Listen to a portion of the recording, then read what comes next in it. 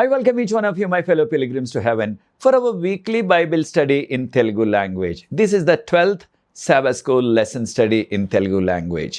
Now I will switch over to Telugu language. ప్రియ సోదరి సోదరులారా, మిమ్మల్ని అందరినీ కూడా మన వారపు బైబిల్ పఠనానికి ఆహ్వానిస్తున్నాను.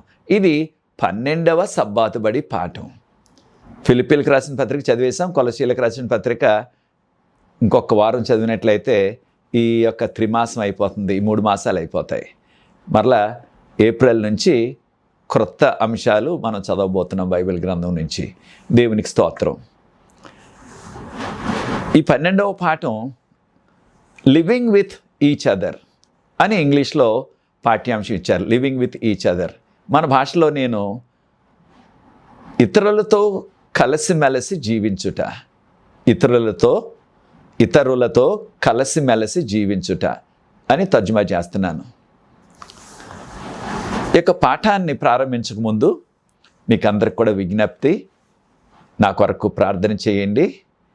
ఈ వారంలో గురువారం, శుక్రవారం ఇక్కడ సెలవులు వస్తున్నాయి. ఇక్కడ కూడా ఉగాది లాంటి పండుగ ఉన్నది, దాన్ని గుడిపడవ అంటారు మహారాష్ట్రలో. శుక్రవారం ఏమో ఈ యొక్క రంజాన్ ఉపవాస దినాలు అయిపోతున్నాయి కనుక అది కూడా పండుగ వస్తుంది శుక్రవారం. ఈ 2 రోజులు సెలవులు వస్తున్నాయి. దీన్ని వినియోగించుకోవటానికి నేను ఆంధ్ర వెళ్తున్నాను. ప్రాముఖ్యంగా 2 విషయాలు. ఒకటి,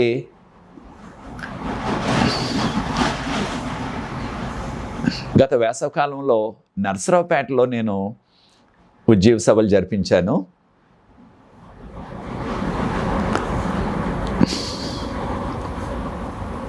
అక్కడ అనేక మంది విశ్వాసులు మీటింగ్లకు వచ్చారు. ప్రత్యేకంగా ఒక యవనస్తుడు మీటింగ్స్కి వచ్చి ప్రభువును అంగీకరించి, వారిది విశ్వాసుల కుటుంబమే, మన విశ్వాసుల కుటుంబంలోనే పుట్టి పెరిగారు. మన యొక్క శేషించిన సంఘంలో మంచి ఉద్యోగం చేస్తున్నారు, ప్రభుత్వ ఉద్యోగం ఎలక్ట్రిసిటీ డిపార్ట్మెంట్లో.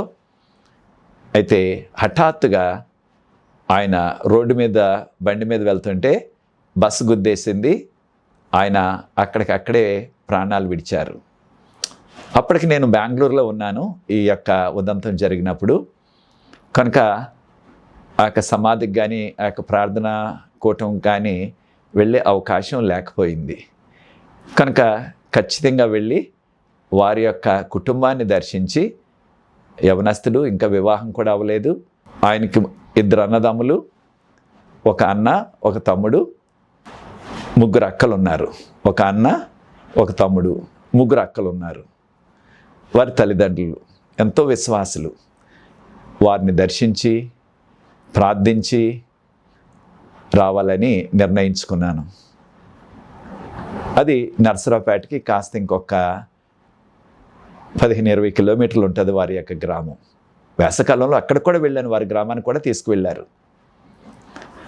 తర్వాత మన యొక్క నర్సాపురం రుస్తుంబాద్లో మా మేనత్ గారు ఉంటున్నారు. వారికి దాదాపుగా 90 సంవత్సరాలు వచ్చేసాయి. ఇటీవల వారు పడిపోయారు. పడిపోతే వారి పక్కటెముకల్లో 3 విరిగిపోయాయి అని వారు మా యొక్క కుటుంబ సభ్యులు తెలియచేశారు, మా యొక్క కజిన్స్. కనుక వెళ్ళి మా మేనత్ గారిని దర్శించి ప్రార్థించి రావాలని ఈ 2 ప్రాముఖ్యమైన విషయాల కొరకు నేను ఆంధ్ర వస్తున్నాను.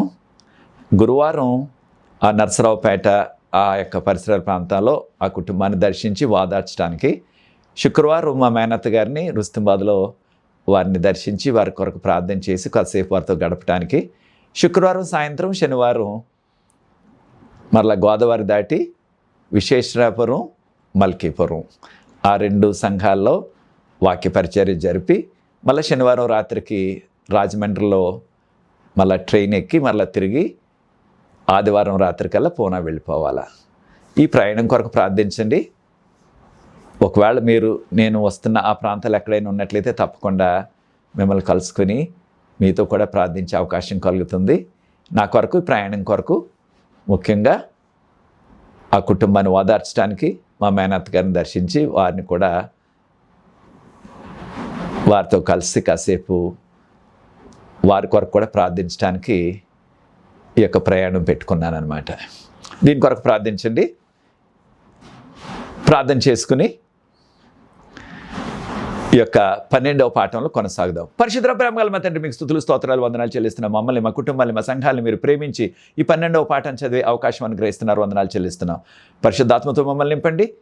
పరలోకపు జ్ఞానాన్ని మాకు ప్రసాదించండి. ఈ లోతైన మర్మాలు తెలుసుకునే కృప మాకు అనుగ్రహించి ఒకరితో ఒకరు కలిసిమెలిసి జీవించడానికి నీ కృపను మాకు అనుగ్రహించమని యేసు ప్రభువు వారి పరిశుద్ధమైన నామమును బట్టి ప్రార్థిస్తున్నాను తండ్రి. ఆమేన్. ప్రియ సోదరి సోదరులారా, మన యొక్క మానవ జీవితం ఇది ఒంటరిగా వెళ్ళే ప్రయాణం కాదు. తప్పకుండా ఒంటరిగానే మన యొక్క జీవితం ఉన్నప్పటికీ, అనగా మన ఆధ్యాత్మిక యాత్రలో, మన యొక్క జీవిత యాత్రలో అనేక మందితో కలిసి మనం జీవించాలా. మొదటిగా మన కుటుంబం, తర్వాత మన చుట్టూ ఉన్న సమాజం, మన సంఘం, మన తోటి పనివారు, ఈ రీతిగా అనేక మందితో మన యొక్క జీవనం కొనసాగుతుంది. అయితే ఒక్కడనే నేను జీవించాలా, ఒక్కదానినే నేను జీవించాలా, ఇక ఎవరితో నాకు పని లేదు అనుకోవటానికి అవకాశం లేదు. కారణం ఏంటంటే, మన భాషలో ఒక సామెత ఉంది. అది ఎంత బంగారం పళ్ళమైనప్పటికీ, అంత బంగారంతో చేసినప్పటికీ అది నిలబడాలంటే దానికి ఏదో ఒక ఆధారం కావాలి, ఒక గోడ ఉండాలి అది నిలబడటానికి, దాన్ని పెట్టడానికి, లేకపోతే ఒక బల్ల ఉండాలా. దానికి అది గాలిలో ఉండదు కదా. అలాగే మానవ జీవితాలు కూడా దేవుడు ఆదిలోనే సృష్టించినప్పుడు ఆదామును అవ్వను సృష్టించారు. తర్వాత వారికి కలిగిన బిడ్డలు. కనుక మానవ జీవితం అన్నది ఒక సమాజం. కనుక కొన్ని సందర్భాలు ఏం చేస్తూ ఉంటారు, వారు ఎవరితో కలవకుండా, ఎవరిని పట్టించుకోకుండా, వారు సొంతగా నాకు నేనే ఉండాలా, నాతో ఎవరికి పని లేదు, నాకు ఎవరితోని పని లేదు అనుకునేవారు అక్కడక్కడ మనకి కనిపిస్తూ ఉంటారు. ప్రియ సోదరి సోదరులారా, ఒక విషయాన్ని నేర్చుకోవాలి. అదేమిటంటే, ఈ లోకపు యాత్రలో, మన ఆధ్యాత్మిక యాత్రలో అనేక మంది మనకి పరిచయం అవుతున్నారు. ఉదాహరణకు ఒక ప్రయాణం చేసామనుకోండి రైలు మీద. అప్పుడు ఆ రైల్లో వెళ్తున్నప్పుడు తోటి ప్రయాణికులు పరిచయం అవుతారు. వారు ఎప్పుడు తెలియదు మనకి, కానీ పరిచయం అవుతారు. వారితో కాస్త మాటలు కలుస్తాయి, వారితో పరిచయం ఏర్పడుతుంది. వారు వెళ్ళవలసిన ఆ స్టేషను, వారు దిగవలసిన స్టేషన్ వస్తుంది. అక్కడ రైలు ఆగినప్పుడు అక్కడ దిగిపోతుంటే అయ్యో వారు వెళ్ళిపోతున్నారని కాసేపు మరలా మనకి విచారం కూడా కలుగుతూ ఉంటుంది. కొన్ని సందర్భాలు కాస్త ఎక్కువసేపు ప్రయాణం చేస్తూ ఉంటాం, వారితో మనకి ఆ సంభాషణ పెరుగుతుంది. అయితే ఎవరికి వారే వారి యొక్క గమ్యస్థానం వచ్చినప్పుడు దిగిపోతారు. అలాగే మన జీవితం కూడా ఇది కొనసాగుతున్నప్పుడు అనేక మందితో మనకి ఈ పరిచయాలు ఏర్పడుతూ ఉంటాయి. అయితే ప్రాముఖ్యంగా మనకున్న కంఠత వాక్యం ఏమిటంటే, కొలసీలకు రాసిన పత్రిక 4వ అధ్యాయం 6వ వచనం.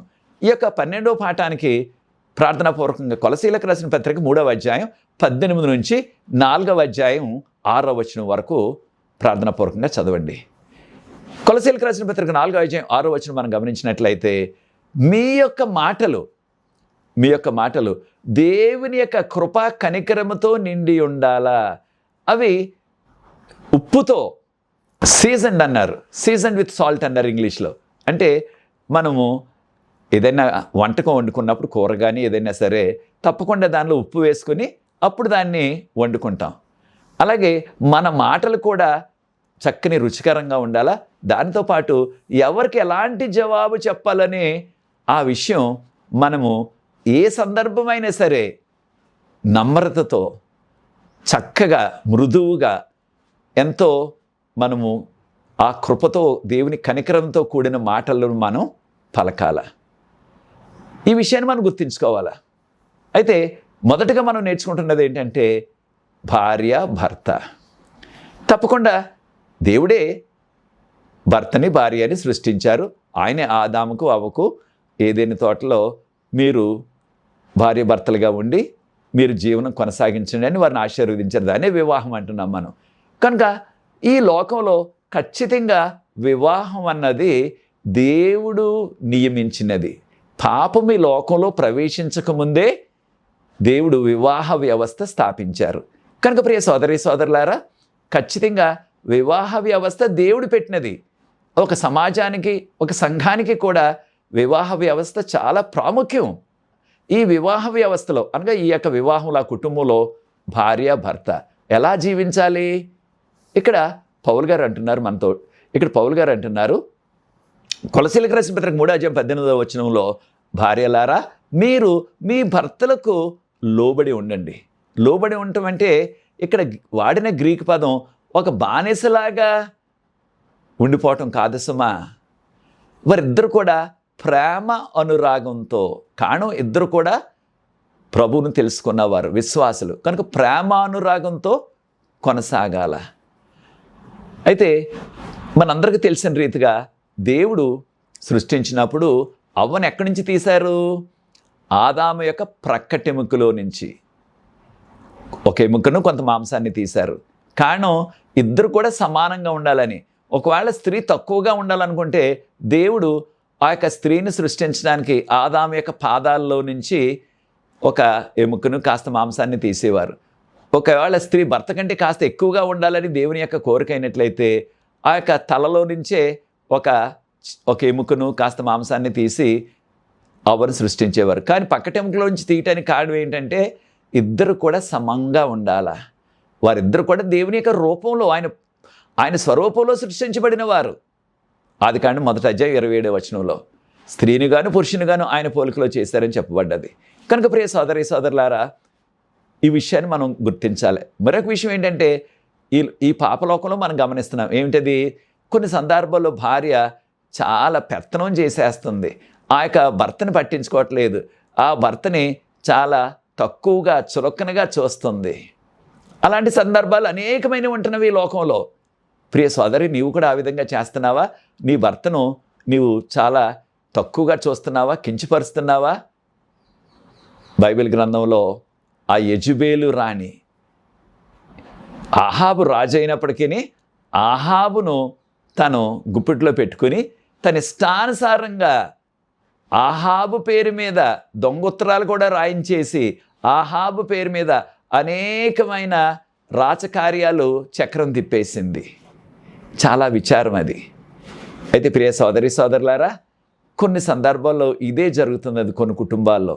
ఆ యొక్క భార్య ఆ యొక్క భర్త యొక్క పదవిని, భర్త యొక్క పలుకుబడిని, భర్తకున్న ఆ యొక్క డబ్బును తను గుప్పిట్లో పెట్టుకుని, తన ఆదాయంలో పెట్టుకుని తన ఇష్టానుసారంగా చేస్తుంది. ఆ యొక్క భర్తను కూడా లెక్క చేయట్లేదు చాలా సందర్భాల్లో. అయితే కొన్ని సందర్భాలు ఏమంటున్నారు కొంతమంది ప్రజలు, మనం ఏదైనా పనులు చేయించుకోవాలంటే అయ్యగారి చేత, అయ్యగారి నాయకుడు, అది రాజకీయ నాయకుడైనా లేకపోతే ఒక క్రైస్తవ నాయకుడైనా, మనం ఏదైనా మన పనులు చేయించుకోవాలంటే ముందు అమ్మగారిని మనం మెప్పించాలా, అమ్మగారిని పట్టుకోవాలా, అమ్మగారికి ఏదో బహుమతి ఇవ్వాలి, అమ్మగారికి ఏదో కాస్త లంచం ఇవ్వాలా. అమ్మగారు ఒప్పుకుంటే ఏ పనైనా సరే అయ్యగారు చేసేస్తారు అన్నట్టుగా చాలామంది మాట్లాడుకుంటున్నారు. ఇది వాస్తవంగా జరుగుతుంది కూడా. బయట ప్రపంచంలో జరుగుతుంది, సంఘాల్లో కూడా జరుగుతున్నది. అదే రీతిగా కొన్ని సంఘాల్లో కూడా సంఘ సభ్యులు ఏమనుకుంటున్నారు, మనం ఏదైనా సరే కావాలంటే, ఏదైనా జరగాలంటే అమ్మగారికి చెప్పాలి, పాస్టర్ అమ్మగారు ఏం చెప్తే అయ్యగారు అదే చేస్తారు. ఇక అమ్మగారు నిలబడమంటే నిలబడతారు, కూర్చోమంటే కూర్చుంటారు అన్నట్టుగా చాలామంది మనం ఈ సందర్భాలు చూస్తున్నాం. ప్రియ సోదరి, దేవుని యొక్క వాక్యం మనకి చెప్తున్నది ఏంటంటే, నీవు భర్తకు లోబడి ఉండాలా. భర్తకు తప్పకుండా ఇంట్లో మీ ఇద్దరికి కావాల్సిన, మీ కుటుంబానికి కావాల్సినవన్నీ కూడా మీరు చక్కగా చేసుకోవచ్చు. కానీ భర్తకు లోబడి ఉండాలా. ఇది దేవుని యొక్క ఆదేశం. కనుకనే పౌలు గారు ఇదే విషయాన్ని ఎఫెసీయులకు రాసిన పత్రిక 5:22 నుంచి కూడా భార్యకు మీరు భర్తకు లోబడి ఉండండి అని చెప్పారు. అయితే లోబడి ఉండండి అని చెప్పారు కనుక ఇక ఒక భార్యను ఎంతో తక్కువగా చులకనగా చూడరాదు. కారణం కొలసీలకు రాసిన పత్రిక 3:19 నుంచి గమనించినట్లయితే, భర్తలారా మీ భార్యను ప్రేమించండి, మీ భార్యలను ప్రేమించండి. ఎఫెసీయులకు రాసిన పత్రిక 5:22 నుంచి మనం గమనించినట్లయితే, యేసు ప్రభు ఏ రీతిగా సంఘాన్ని ప్రేమించి సంఘం కొరకు ఆయన తన ప్రాణాన్నే అర్పించేశారో అలాగే నీ భార్య కొరకు నీవు అనేకమైన త్యాగాలు చేయవలసి ఉంటుంది. అనేకమైన త్యాగాలు చేయాలి. కారణం, దేవుడు సంఘాన్ని ఏ రీతిగా ప్రేమించారో నీవు కూడా నీ భార్యను ఆ రీతిగా ప్రేమించాలా, తనని పోషించాలా, తనని గౌరవించాలా. కొన్ని సందర్భాల్లో భార్యను బానిసగా చూచే భర్తలు చాలామంది ఉంటున్నారు.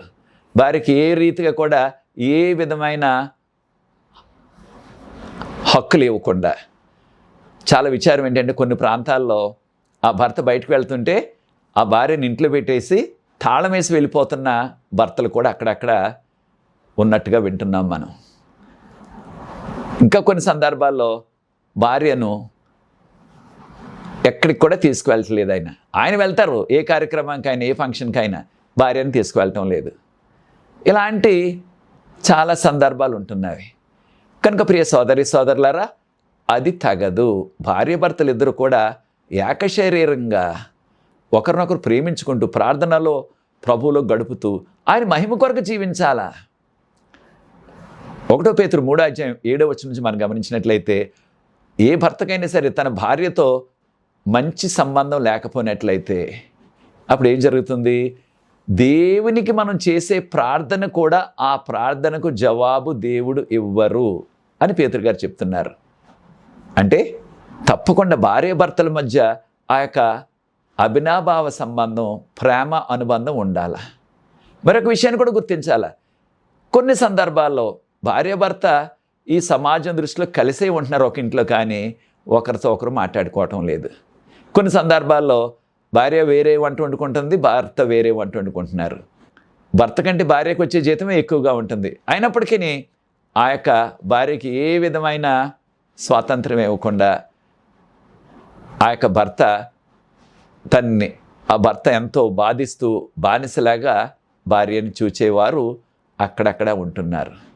ప్రియ సోదరుడా, అది మనకు తగదు దేవుని బిడ్డలుగా. కారణం, దేవుడు చెప్పారు, నీ భార్యను ప్రేమించి తనను గౌరవించి తనను పోషించి తనతో కలిసి నీ జీవితాన్ని గడపాల. అయితే సాతాను ఆది నుంచి కూడా కుటుంబాల్లో అనేకమైన కలహాలు తెచ్చిపెట్టేస్తున్నాడు. కనుక సాతాను యొక్క గురి ఏమిటంటే ఈ యొక్క కుటుంబాన్ని చిన్నాభిన్నం చేసేయాలని.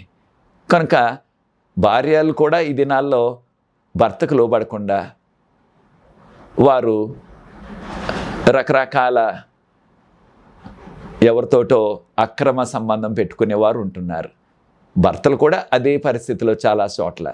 అయితే దేవుని బిడ్డలుగా ఆ భార్య భర్తలు, ఆ కుటుంబం ప్రేమతో, అనేకమైన సమస్యలు వస్తాయి మానవులు కనుక.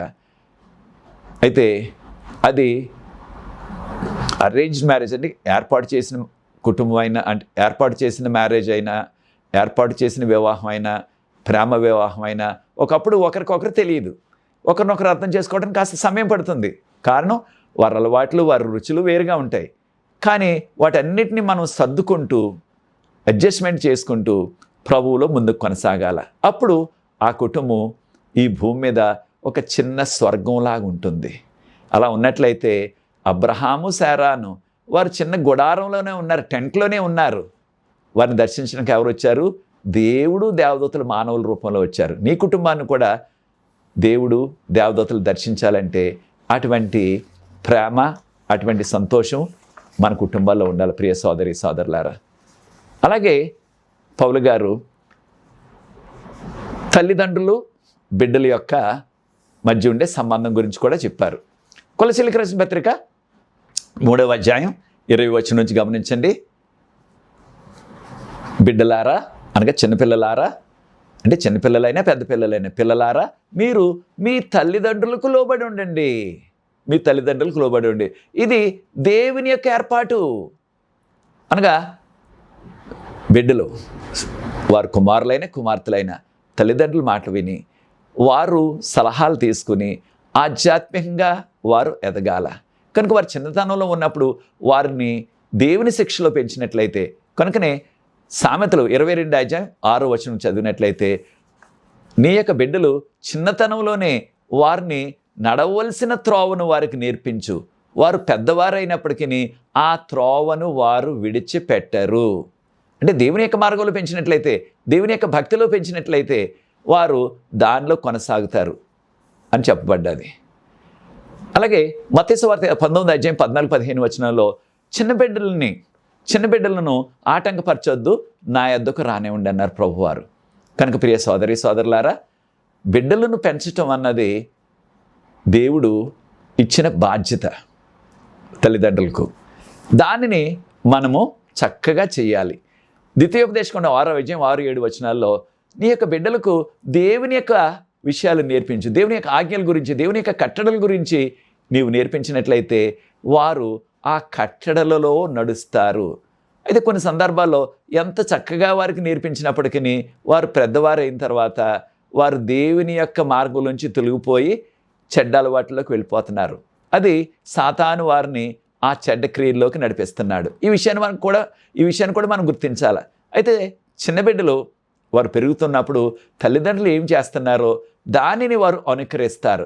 ఉదాహరణకు తండ్రి చెప్తూ ఉంటాడు బిడ్డలకి, తండ్రి చెప్తాడు తన కుమారులకి, మీరు పొగ పీల్చొద్దు, సిగరెట్లు, బీడీలు, చుట్టలు తాగొద్దు, మీరు సారాయి తాగొద్దు, కళ్ళు తాగొద్దు అని వారికి తండ్రి చక్కగా చెప్తూ ఉంటాడు.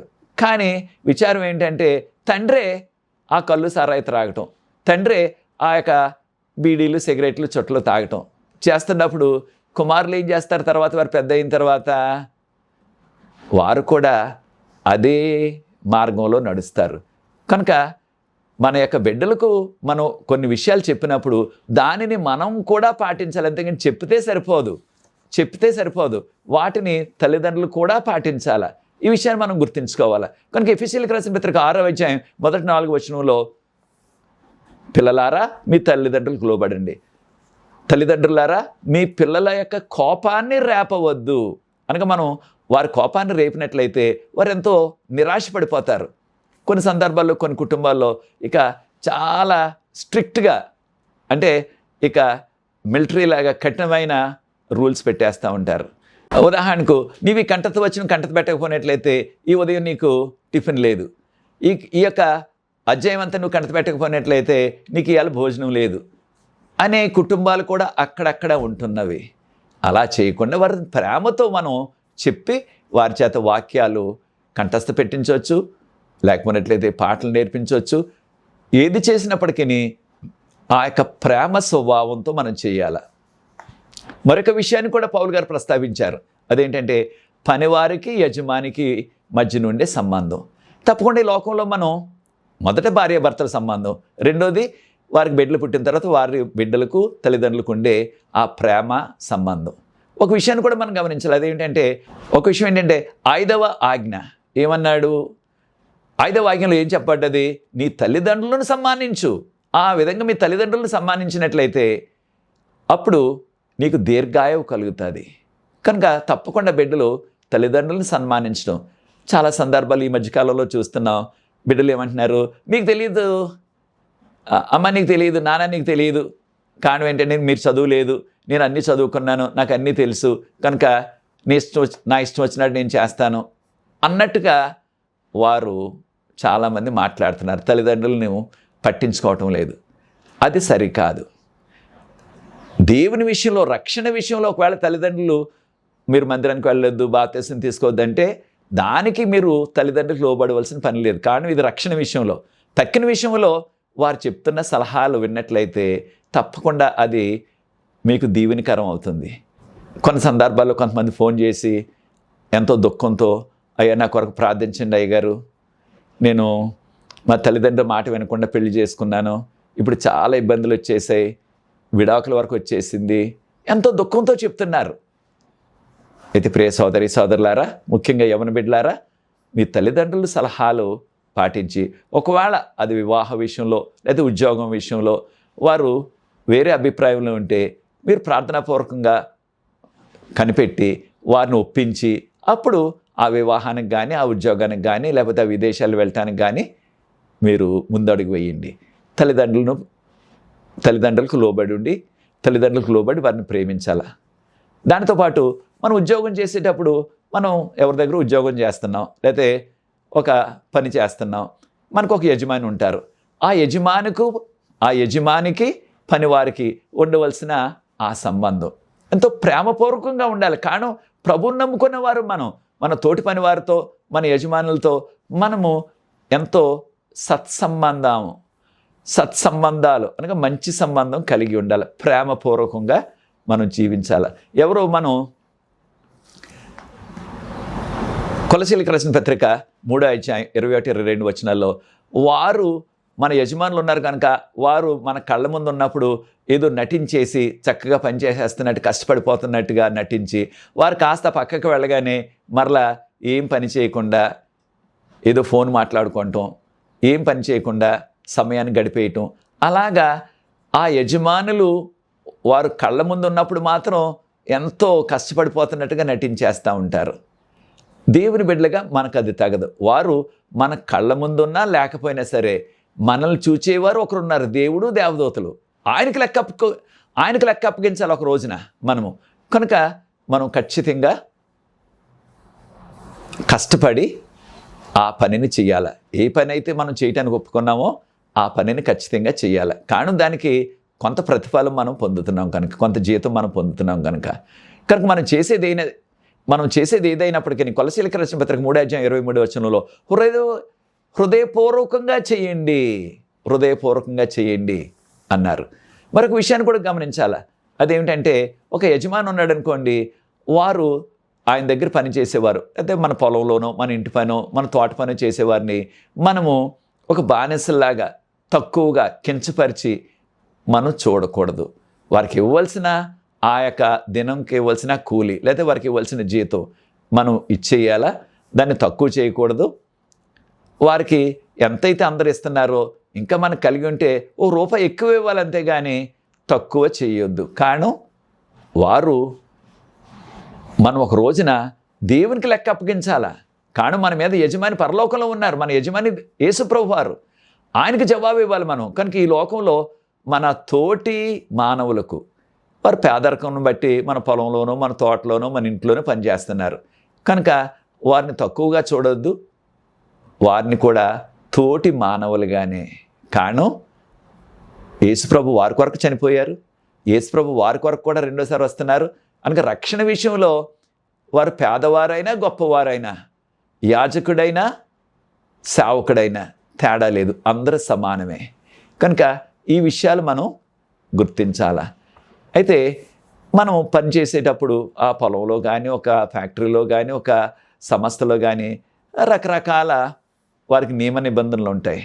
ఆ యొక్క నియమ నిబంధనలన్నీ కూడా మనం పాటిస్తూ అయితే మనము చక్కగా నమ్మకంగా ఆ యొక్క మనల్ని పనిలో పెట్టుకుంటే యజమానులు ఏమనుకోవాలంటే వీరు విశ్వాసులు కనుక నేను ఇక్కడ లేకపోయినప్పటికీ వారు సొంత పనిలాగా చక్కగా పని చేస్తారు, ఏ విధమైన మోసం చెయ్యరు అనే అటువంటి నమ్మకం కలిగే వ్యక్తులుగా మనం పనిచేయాలి ఏ పని చేసినప్పటికీ. కనుక ప్రియ సోదరి సోదరులారా, మన యొక్క యజమానులతో తోటి పని వారితో కూడా ఆ యొక్క మంచి సంబంధాన్ని మనం కలిగి ఉండాలి. ఈ విషయాన్ని మనం గుర్తించాలా. అయితే ఒక యజమానిగా నీవు ఉన్నట్లయితే ప్రియ సోదరి ప్రియ సోదరుడా, నీవు వారికి ఇవ్వాల్సిన ఆ జీవితంలో వారిని రోజంతా కూడా ఎంతో ఎండవేడి ఉన్నప్పటికీ వారికి కాస్త విశ్రాంతి కూడా ఇవ్వకుండా వారిని ఏదో గొడ్డు సేకరీ చేయించేస్తున్నారంటారు. అలాగ మనం వారిని ఇబ్బంది పెట్టకూడదు. కారణం ఏమిటి? మనము దేవునికి లెక్క అప్పు చెప్పాలి ఒక దినాన్న. కనుక మనం ఇతరులని ఎంతో ప్రేమతో చూడాలా, ఆదరించాలా. మరొకటి మనకి కొలసీలకు రాసిన పత్రికలో పౌలు గారు అంటున్నారు, మీరు ఒకరి కొరకు ఒకరు ప్రార్థన చేసుకోండి. కారణం మత్తయి సువార్త 18:19 మనము ఇద్దరం కలిసి కనుక ఎవరైనా సరే ఇద్దరు కలిసి ఒక విషయం కొరకు ప్రార్థించినట్లయితే పట్టుదలగా తప్పకుండా దేవుడు ఆ ప్రార్థనని అంగీకరిస్తారు, ఆ ప్రార్థనకి జవాబిస్తారని చెప్పబడ్డది మత్తయి సువార్త 18:19. కనుక ప్రియ సోదరి సోదరులారా, కొలసీలకు రాసిన పత్రిక 4:2 మీరు ఒకరి కొరకు ఒకరు ప్రార్థన చేసుకోవాలి. దీన్ని మనము విజ్ఞాపన ప్రార్థన అంటున్నాం, అంటే ఇంటర్సెసరీ ప్రేయర్ అంటున్నాం ఇంగ్లీష్లో. అంటే ఇతరుల కొరకు మనం ప్రార్థించాలా. మన కొరకు మనం ప్రార్థించుకుంటాం తప్పకుండా. మన పొరుగు వారి కొరకు, తక్కిన వారి కొరకు, ఇబ్బందుల్లో ఉన్న వారి కొరకు, అనారోగ్యంలో ఉన్న వారి కొరకు, ఆపదలో ఉన్న వారి కొరకు మనం ఖచ్చితంగా పట్టుదలతో ప్రార్థన చేయాలా. కారణం ఏంటి? ఆ విధంగా వారి రక్షణ కొరకు, వారి క్షేమం కొరకు మనం ప్రార్థించినట్లయితే దేవుడు వారిని ఆశీర్వదిస్తారు నీ ప్రార్థన ద్వారా. మనం డబ్బు రూపంలో, వస్తువు రూపంలో ఏ సహాయం మనం చేయలేకపోవచ్చు. ప్రార్థన మనం చేయగలం. ప్రార్థన చేసినట్లయితే ఇతరుల కొరకు అది వారికి ఎంతో ఆధ్యాత్మిక, శారీరకంగా కూడా మేలు వస్తుంది. అయితే కొలసీలకు రాసిన పత్రిక 4వ అధ్యాయం 3వ వచనంలో పౌలు గారు అంటున్నారు, పౌలు గారి కొరకు ప్రార్థన చేయమంటున్నారు. తప్పకుండా దేవుని యొక్క సేవకులు, పరిచారకులు ఎక్కడున్నప్పటికీ వారి కొరకు, వారి పరిచర్య కొరకు, వారి కుటుంబం కొరకు మనం ప్రార్థన చేయాలి ప్రతిదినం కూడా. కారణం దేవుని యొక్క పరిచారకులుగా, సేవకులుగా అనేకమైన సవాళ్ళు, అనేక అవసరాలు వారికి ఉంటున్నాయి. వారి కొరకు ప్రార్థించుదాం. మనకు చేతనైనట్లయితే, కలిగి ఉన్నట్లయితే మనకు కలిగిన దాంట్లో కొంత సహాయం చేద్దాం. ఆ కానుకలు, దశంభాగాలు కాకుండా కొంత సహాయాన్ని ఆ సేవ చేస్తున్న వారికి మనం అందించినట్లయితే దేవుడు ఎంతో ఆశీర్వదిస్తారు. కనుక ప్రియ సోదరి సోదరులారా, ఈ విషయాన్ని మనం మర్చిపోకుండా, అయితే మనం యేసుప్రభు ఈ లోకంలో ఉన్నప్పుడు యోహాను సువార్త 17వ అధ్యాయంలో ఆయన ఈ విజ్ఞాపన ప్రార్థన చేశారు, ఇతరుల కొరకు ప్రార్థన చేశారు. అయితే మనందరికీ తెలిసిన రీతిగా ఏ ప్రార్థన అయినా సరే జవాబు రావాలంటే మొట్టమొదట మన పాపాలు పశ్చాత్తాపడి అప్పుడు ఆ ప్రార్థనలో ముందుకు కొనసాగాల. ఏ పాపం అయితే మనలో ఉన్నదో ఆ పాపాన్ని ఒప్పుకొని పశ్చాత్తాపడి, కీర్తన 66వ కీర్తన 18వ వచనంలో, అప్పుడు మనం దేవుని ఏది కోరుకున్నప్పటికీ, ఏది అడిగినప్పటికీ అది ఆయన మహిమ కొరకైనట్లయితే ఖచ్చితంగా అది అనుగ్రహిస్తారు. అంతేగాని అది స్వార్థం కొరకు అయినట్లయితే, స్వార్థం కొరకు మనం ప్రార్థిస్తున్నట్లయితే దేవుడు ఆ ప్రార్థనకు జవాబు ఇవ్వరు. ఎవరి కొరకు ప్రార్థించమన్నారు? మొదటి తిమోతిలకు రాసిన పత్రిక 2వ అధ్యాయం 1-3 వచనాల్లో మీ యొక్క పాలకుల కొరకు, మీ అధికారుల కొరకు, మీ రాజుల కొరకు, మనకి మనల్ని ఎవరైతే పరిపాలన చేస్తున్నారో వారందరి కొరకు కూడా మనం ప్రార్థన చేయమని మనకి చెప్పబడ్డది. కనుక మన కొరకు మనం ప్రార్థన చేసుకుంటాం తప్పకుండా. ఇతరుల కొరకు కూడా, మన పాలకుల కొరకు, వారు విశ్వాసులు కాకపోయినప్పటికీ కొన్ని సందర్భాల్లో వారికి ఆ పాలన చేస్తున్న వారు నీకు నచ్చకుండా ఉన్న పార్టీ అయినప్పటికీ, నీకు నచ్చని రాజకీయం పార్టీ అయినప్పటికీ వారు పాలనలో ఉన్నారు కనుక వారి కొరకు ప్రార్థన మనం చేయాలి. యేసుప్రభు వారు మనకు మాదిరి చూపించారు. ఉదయాన్నే లేచారు ఆయన, ఇంకా చీకటిగా ఉండగానే ఆయన లేచి ప్రార్థించినట్లుగా మార్కు సువార్త 1వ అధ్యాయం 15వ వచనంలో, మార్కు సువార్త 1వ అధ్యాయం 35వ వచనంలో మనం చదువుతున్నాం. అదే రీతిగా లూకా సువార్త 6వ అధ్యాయం 12వ వచనం, ఒక దినాన్న ఆయన పర్వతం దగ్గరికి వెళ్ళి రాత్రంతా ఆయన ప్రార్థించారు. ఆయన దేవుడుగా ఆయనకు అంత ప్రార్థనలో గడిపారు. మానవులుగా మనకు అనేకమైన అవసరాలు ఉన్నాయి. మనం కూడా ఎక్కువగా ప్రార్థనలో గడిపినట్లయితే అనేక శోధనల నుంచి మనం తప్పించబడతాం. మన యొక్క ఆధ్యాత్మిక, శారీరక అవసరాలు మనకి దేవుడు అనుగ్రహిస్తారు. అపోస్తల కార్యాలు 12వ అధ్యాయంలో పేతురు గారిని జైల్లో పెట్టినప్పుడు సంఘం అంతా కలిసి పట్టుదలతో ఆ మేడగది మీద ప్రార్థించారు. కనుక మనలో ఎవరైనా సరే, మన సహోదరులు ఆ కష్టంలో ఉన్నట్లయితే, అనారోగ్యంలో ఉన్నట్లయితే, వారికి ఏదైనా యాక్సిడెంట్ అయినట్లయితే, వారికి ఏ ఇబ్బంది వచ్చినప్పటికీ మనం పట్టుదల కలిగి విశ్వాసాలుగా ప్రార్థించినట్లయితే అది ఎంతో వారికి మేలు కలుగుతుంది. ఆ ఇబ్బందులో ఉన్న వారికి దేవుడు సహాయం చేస్తారు. అదే రీతిగా మనము దేవుని యొక్క వాక్యపు వెలుగులో, దేవుని యొక్క 10 ఆజ్ఞల వెలుగులో మనం కొనసాగాలని కొలసీలకు రాసిన పత్రిక 4వ అధ్యాయం 5వ వచనంలో చెప్పబడ్డది. చివరిగా చూడండి ప్రియ సోదరి సోదరులారా, మనము ఏది మాట్లాడినప్పటికీ ఇతరులతోటి మన యొక్క సంభాషణ దేవుని యొక్క ప్రేమ, దేవుని యొక్క కృప, దేవుని యొక్క కనికరం ఉండే ఆ మాటలను మనం మాట్లాడినట్లయితే అప్పుడు అది ఎంతో మేలుకరం. మనకి ఆ మాటలు వింటున్న వారికి, ఆ సంఘానికి, సమాజానికి, మన కుటుంబానికి ఎంతో మేలుకరం. చాలా సందర్భాల్లో మనకు వచ్చే అనేకమైన సమస్యలు, చిక్కులు ఏమిటంటే మనం మాట్లాడే మాటలు. ఆ మాటలు చాలా కఠినంగా ఉంటాయి. కొన్ని సందర్భాల్లో అవి మన మాటలు ఆ యొక్క పదునైన చాకు కంటే కూడా ఎంతో ప్రమాదంగా ఉంటాయి. ఆ యొక్క మాటలు అనేక సంవత్సరాల పాటు కూడా మర్చిపోలేని ఘోరమైన మాటలు కొన్ని సందర్భాల్లో మనకు వస్తూ ఉంటాయి. ముఖ్యంగా మనకి ఇతరులకు ఏదైనా విరోధం వచ్చినప్పుడు, లేకపోతే ఏదైనా ఒక ఆర్గ్యుమెంట్ వచ్చినప్పుడు, అప్పుడు చాలా విపరీతమైన మాటలు, ఘోరమైన మాటలు మన యొక్క నోట్లోంచి వస్తూ ఉంటాయి. అయితే దేవుని బిడ్డలుగా అది ఏ సందర్భం అయినప్పటికీ ఆ చక్కని దేవుని యొక్క కనికరము, కృపగల మాటలు మనం మాట్లాడినట్లయితే అది మనకు మంచిది, వినేవారికి మంచిది, సమాజానికి, సంఘానికి కూడా మంచిది. కనుక ప్రియ సోదరి సోదరులారా, ఈ యొక్క పాపలోకంలో మనం ఒంటరిగా జీవించలేము. మనం జీవిస్తున్నది ఒక సమాజంలో. ఈ సమాజంలో అనేక మంది వ్యక్తులు ఉంటారు. వారు విశ్వాసులు అవ్వచ్చు, విశ్వాసులు కాకపోవచ్చు. కొంతమంది చదువుకున్నవారు, చదువు లేనివారు, కొంతమంది రకరకాల విధానాల్లో ఉంటారు. అయితే ఇటువంటి సమాజంలో మనం జీవించినప్పుడు అటువంటి ప్రేమ, అనురాగం, ఆ ఐక్యత, ఆ సమాధానం మనకు కలిగి ఉన్నట్లయితే, మనం ఆ రీతిగా మనం వారితో జీవించినట్లయితే మన యొక్క ప్రవర్తన ద్వారా, మన మాటల ద్వారా, మన యొక్క జీవితం ద్వారా అనేక మంది యేసు ప్రభు వైపు ఆకర్షించబడతారు.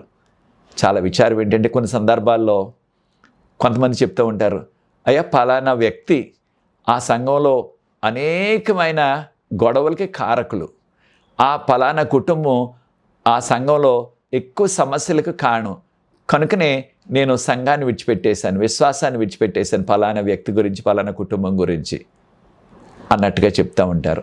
కనుక ప్రియ సోదరి సోదరుడా, నీ మాటలు, నీ కుటుంబం, నీ ప్రవర్తన ఇతరులను రక్షణలోకి నడిపించేదానిలాగా, ఇతరులను రక్షణలో నడిపించే విధానంగా ఉంటున్నావా? లేకపోయినట్లయితే ఇతరులను రక్షణలో నుంచి బయటికి తోలేసేవారుగా మన యొక్క జీవితాలు, మన మాటలు ఉంటున్నావా?